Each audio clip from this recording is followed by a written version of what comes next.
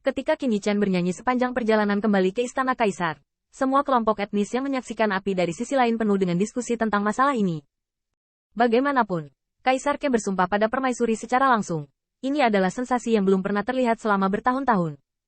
Semua ras juga terus memperhatikan kapal perang Feng Qing yang membawa senjata kekaisaran dan artefak manusia yang tidak kalah dari senjata kekaisaran, dan bahkan memiliki pemikiran yang berbeda. Dua senjata berat yang cukup untuk klan kota, cukup untuk membuat hati para kaisar semua pihak. Ketika berbagai ras mendengar bahwa Komandan Setan Mobil Hantu secara pribadi mengambil tembakan, mereka tidak dapat menahan keterkejutan, dan pada saat yang sama sombong. Feng Tianxing sudah mati kali ini. 9 pewaris Kaisar Golden Crow menunggu ratusan juta tahun untuk diselamatkan, tetapi ditekan oleh dia dan umat manusia. Perseteruan ini telah berkembang. Tidak heran Kaisar Gagak Emas sangat marah dan mengirim mobil hantu untuk mengambil tindakan. Ketian tidak bisa melindungi anak itu, berani melindunginya, dia juga harus keluar dari surga Kaisar. HMPH, Falling Sun Bow adalah harta karun yang bagus, tapi sayang hewan-hewan murahan itu mampu membelinya. Lebih murah di pengadilan iblis kuno. Ada juga kaisar yang mengetahui bahwa pengadilan iblis kuno telah melewati batas dan tidak bisa menahan perasaan marah. Mereka segera berperan sebagai kaisar, berharap pengadilan surgawi akan mengirim orang yang kuat untuk membunuh.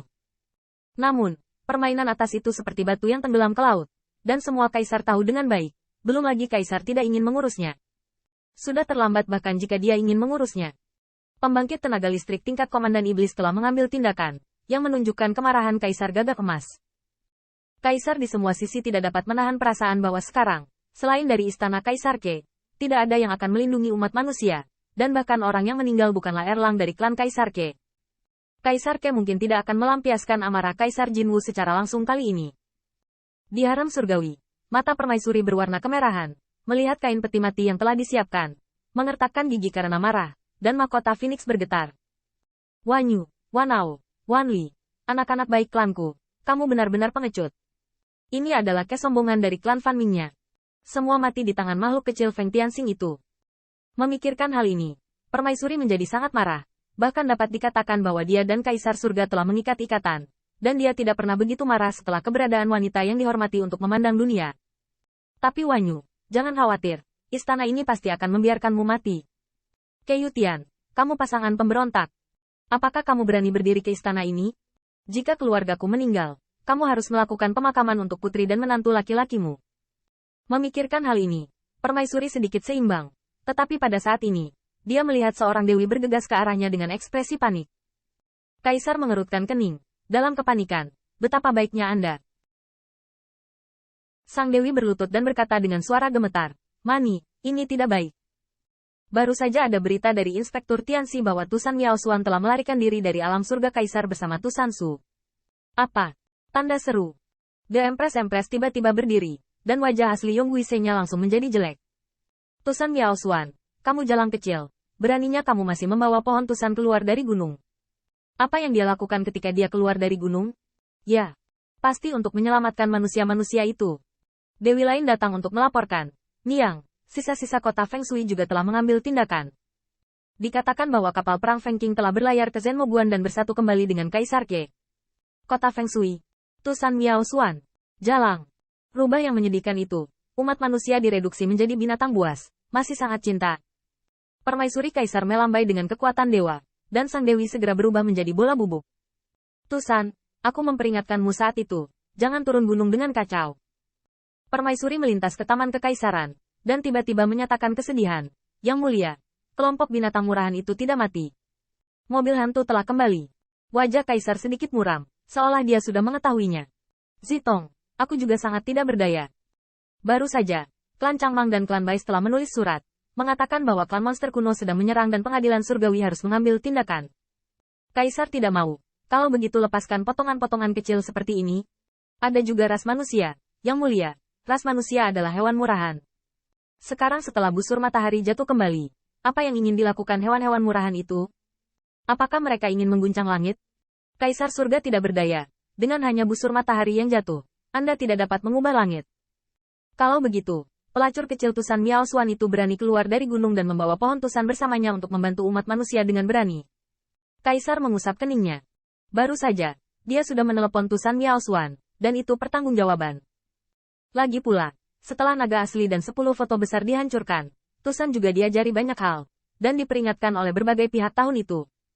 Mulai sekarang, yang terbaik adalah jujur, tetap diam dan jangan keluar. Ini memang kesempatan besar untuk membersihkan gunung.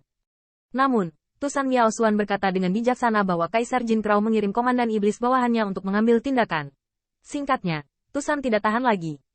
Kaisar Langit juga sangat tidak berdaya. Jika Kaisar Gagak Emas tidak mengirim mobil hantu, bahkan jika dia mengirim lebih banyak monster besar, dia tidak akan membiarkan Miao Xuan Tusan turun tangan. Masalah ini, bagaimanapun juga, Kaisar Gagak Emas terlalu dini. Kaisar menghela nafas. Bagaimanapun, 9 gagak emas ditekan, setidaknya itu hal yang baik. Busur matahari jatuh telah jatuh ke tangan Jiang Buyong, dan Jiang Buyong mungkin berada tepat di sebelah Kaisar Dike. Dan berita ini menyebar, segera membangkitkan keheranan semua kaisar. Seolah-olah begitu banyak kemampuan hebat yang tidak pernah diharapkan. Komandan iblis mobil hantu secara pribadi menembak, dan dia gagal meninggalkan perahu ras manusia itu.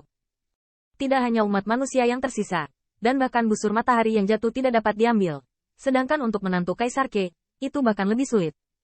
Yang mengejutkan semua kaisar adalah ketika mobil hantu itu pergi, Feng Lianzu berani menembak dengan busur. Awalnya, semua kaisar mengira bahwa kali ini kapal umat manusia telah mati, dan istana kaisar tidak dapat diselamatkan. Tetapi siapapun yang mengira bahwa ini bukan penjaga istana kaisar, tetapi umat manusia sendiri yang melawan. Meskipun naga asli telah dihancurkan, sisa-sisanya masih ada. Adapun apakah itu sisa atau sisa, berbagai klan kekaisaran memiliki pendapat yang beragam. Setelah kembali ke istana Kaisar Ke, Lei Qiu secara singkat mengunjungi Kaisar Ke. Setelah melalui tempat kejadian, ia berencana mengunjungi istana Yan Huang untuk melihat klan saat ini. Kaisar Ke disetujui. Bahkan, dia juga pusing memikirkan bagaimana menghadapi Lei Qiu. Dia diangkat menjadi jenderal dan memenuhi syarat untuk membahas masalah di istana Kaisar Ke. Ini hanyalah pegangan bagi semua ras untuk membuat masalah. Selain itu, tergantung pada sikap Lei Qiu, tidak apa-apa untuk membantunya di masa depan. Tetapi jika Anda ingin mengatakan bahwa dia adalah raja dan raja, saya khawatir dia sangat enggan. Kaisar Ke tidak segan. Lei Qiu juga membutuhkan waktu untuk memulihkan kekuatannya dan berintegrasi ke dunia surga dan bumi saat ini. Adapun busur matahari jatuh, Kaisar Ke mengatakan bahwa itu palsu jika dia tidak menggerakkan hatinya.